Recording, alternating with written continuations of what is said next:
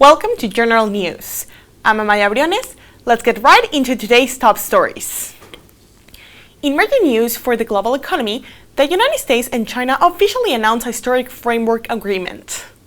The agreement is aimed at de-escalating their trade war after months of tense negotiations. The core of the deal includes China's commitment to significantly increase purchase of U.S. agricultural and energy products over the next 2 years. In exchange, the U.S. will suspend planned new tariffs on Chinese imports and provide expectations on certain existing duties. While not a final resolution to all trade disputes, White House officials have described the framework as a turning point that lays a new foundation. Melissa, the Atlantic Ocean first Category 5 hurricane, is now charging toward Jamaica. The storm brings fierce winds exceeding 257 kilometers per hour, towering waves and torrential rainfall. Those conditions could instantly submerge low-lying areas and trigger catastrophic landslides. Jamaica is now issuing its highest level alert nationwide, opening hundreds of shelters and mandating immediate evacuation for coastal and vulnerable communities, becoming one of the most powerful storms to threaten the island in nearly a decade. Everyone is urged to prioritize safety. With more on the weather, we head now to our weather correspondent Isabella Osgood. Isabella, how the week looks like? Thank you, Maya. Expect clear skies and a low of 41 this evening. Heading into tomorrow morning, there will be cloudy skies throughout the day with a low of 39 and a high of 53 degrees. For the rest of the week, high chances of rain dominate the radar. On Wednesday, there is a 35% chance of rain in the morning and highs of 53 later in the day.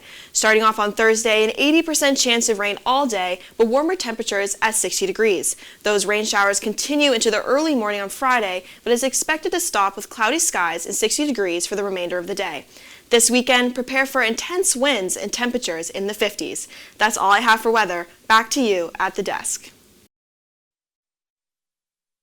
Are looking for a person of interest after a shooting occurred near Harvard University on Friday morning. The incident occurred at the intersection of Sherman and Stern Street after a fight between a small group of people, one of whom was possibly on a bike. Several gunshots were fired, but no one was hurt, and everyone involved ran off before police arrived. The scene is now clear, but police are asking anyone with information to contact detectives. President Trump said he is ending trade talks with Canada after an Ontario ad criticized U.S. tariffs using Ronald Reagan's words. Trump called the ad crooked and said it was unfair. Ontario Premier Doug Ford later said he will take the ad down after talking with Prime Minister Mark Carney. Ford said the ad did its job by starting a conversation about how tariffs affect workers and businesses. When we come back, we will find out more about what's happening to Texas quarterback Arch Manning from our sports correspondent Anthony Thiano. Stay with us. Welcome back to General News. New York Attorney General Letitia James has pleaded not guilty to federal bank fraud charges. She appeared in a Virginia courtroom on Friday, where a judge set her trial for January 26. James says the case is politically motivated after she issued former President Donald Trump, calling the charges a form of revenge. She was greeted by supporters outside the courthouse, saying this fight is about standing up for a fair justice system. With more on politics, let's hear from our political correspondent, Pranati Gautamraju. Pranati, what do you have for us? Thank you, Amaya. The Pentagon declared on Friday that the United States military will be sending an aircraft carrier to waters near South America, where there have been an escalating amount of strikes on boats accused of containing drugs.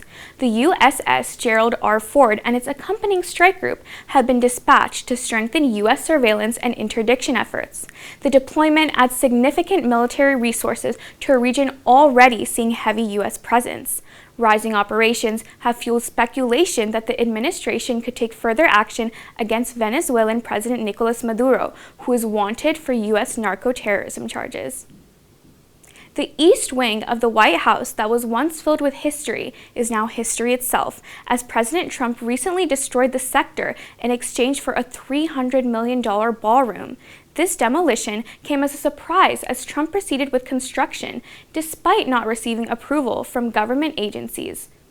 Preservationists are expressing their criticism with Trump's plan, but the White House Press Secretary Carolyn Leavitt said to, quote, trust the process. The National Trust warns a proposed White House ballroom could overpower the mansion's design. FBI Director Kash Patel is scheduled to visit China next month in an attempt to tackle the fentanyl crisis in the United States. While the FBI have made no comment, Trump said that the illegal drug problem will be the first priority when he meets with China's President Xi Jinping. This anti-drug initiative has already been placed in effect, with Trump stating that 150,000 narcotics have been seized. Patel announced a landmark indictment against Chinese companies accused of making fentanyl ingredients and said that the agency seized cryptocurrency wallets tied to the trade. That's all I have for politics. Back to you at the desk. Has fined the New York Giants a total of $350,000 for breaking concussion protocol. The league says Coach Brian Daboll and rookie Cam Skattebo peeked into the medical tent to check on quarterback Jackson Dart during their Week 6 matchup against the Philadelphia Eagles. Daboll was fined $100,000, Skattebo $15,000, and the team $200,000. The NFL says that actions didn't affect Dart's care, but they still violated the rules meant to protect player safety. With the latest sports news, let's hear from our sports correspondent, Anthony Ciano. Anthony? Thank you, Amaya. It seems that the Los Angeles Dodgers are back on track for another World Series win. The reigning champions will be playing another 3 games in LA after a 5-1 win over the Blue Jays Saturday. Dodgers pitcher Yoshinobu Yamamoto pitched the entire game Saturday, ultimately striking out 8 batters and walking none. If the Dodgers win this year's World Series, they will be the MLB's first repeat winner in 25 years. University of Texas quarterback Arch Manning sustained a concussion in the university's game against Mississippi State Saturday.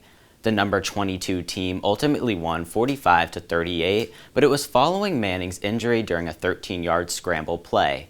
Manning's helmet bounced off the field after contact with defensive lineman Kendrick Bingley Jones. Manning was rushed off the field to the medical tent. The severity of his concussion is being discussed. The University of Colorado Buffaloes head coach Deion Sanders is taking the blame for his all-time worst defeat against Utah.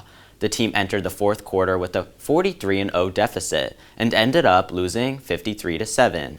Sanders said in a post-game interview that, quote, "It starts with me, it starts with the coaching staff.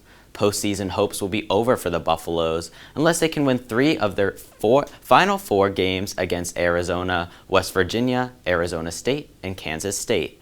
That's all I have for sports news. Back to you guys at the desk. Coming up, let's learn more about a new show coming to Netflix. Welcome back.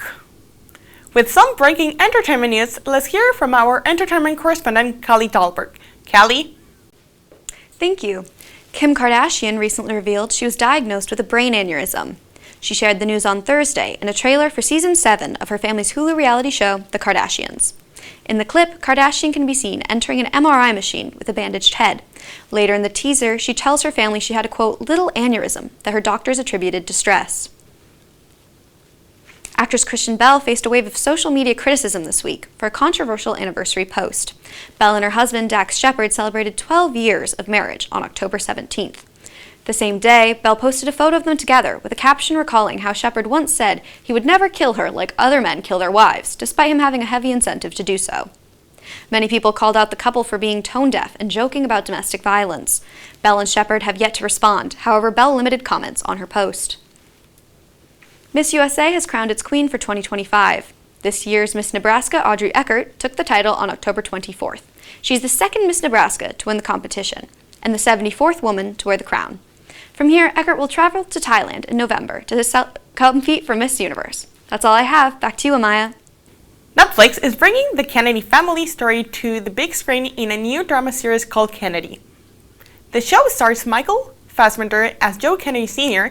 and is based on the book JFK Coming of the Age in the American Century.